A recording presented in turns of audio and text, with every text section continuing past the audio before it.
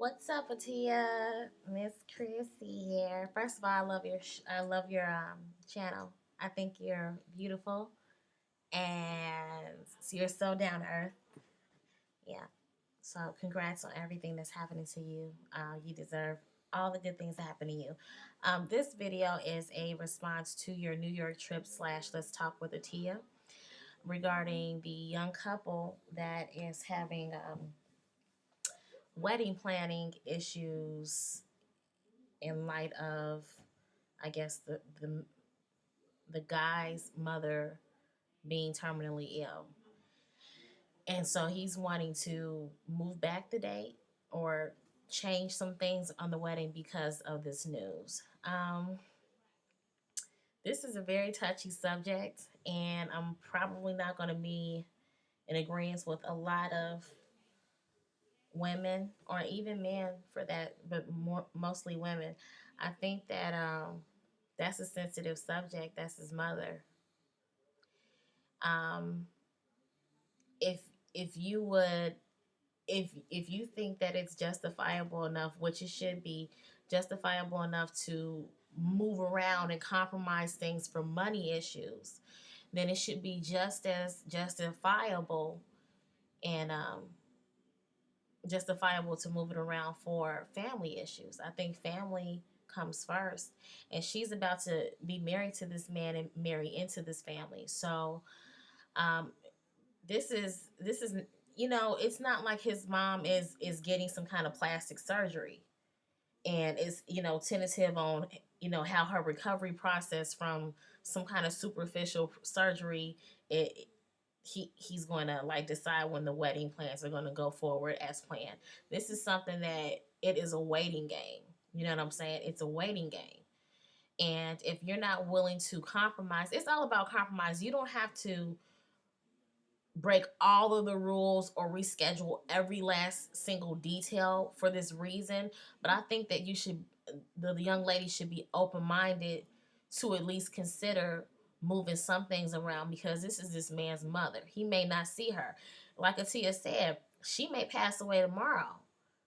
And I tell you what, depending on his relationship with his mother, I think the last thing he's going to be thinking about for February 14th is getting married. And that might suck, and that might not, be something that should be the case. But, you know,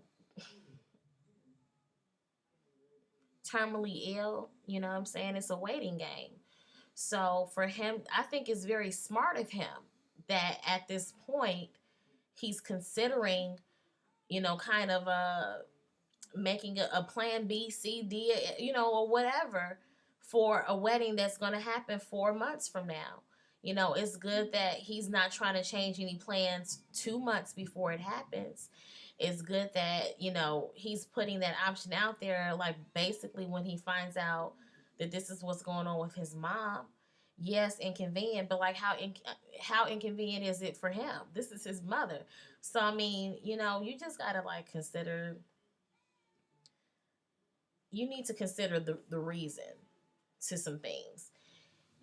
Like I said before, if it's justifiable to inconvenience all your guests and all the wedding planning people or whatever, it's okay to inconvenience them when you find out that you're too short to really cover whatever expenses that are attached to the wedding.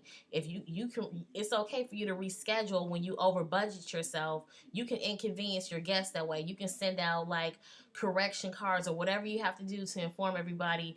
Actually, it's going to be more like February 28th because there's been some technical difficulties. It's all right. You'll do that. You'll consider that.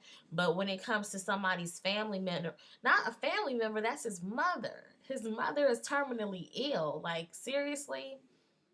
Really? You know what I'm saying? It's an inconvenience, but it's not a big inconvenience. At this point, if you paid all your vendors for a certain date, if you paid all your vendors for a certain date, it's not going to be that much for you to tell them that you need to move it up a couple of days.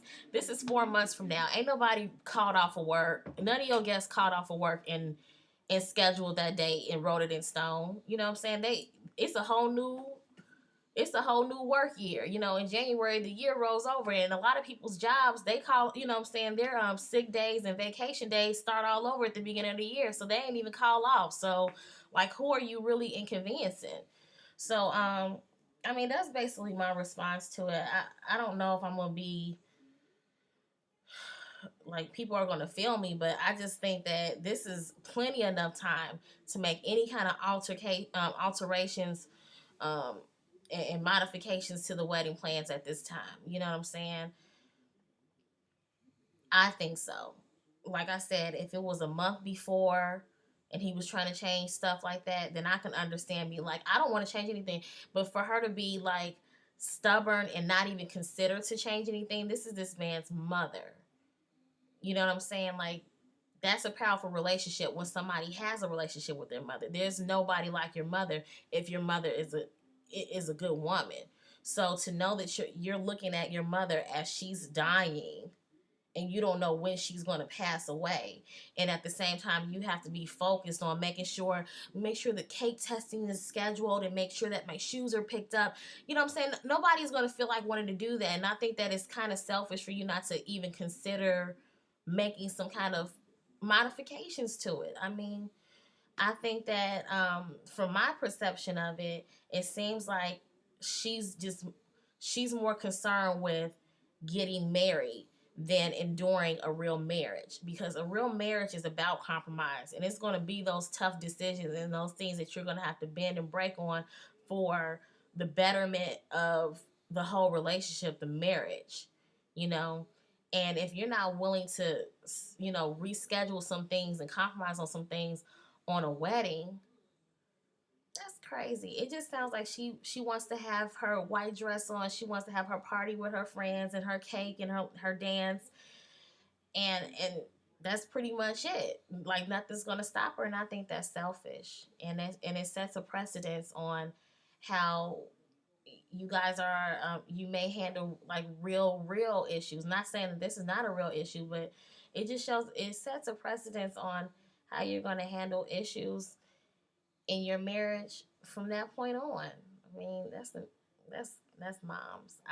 I don't mess with family. When it comes to moms, family, brother, sister, daddy, it's a wrap.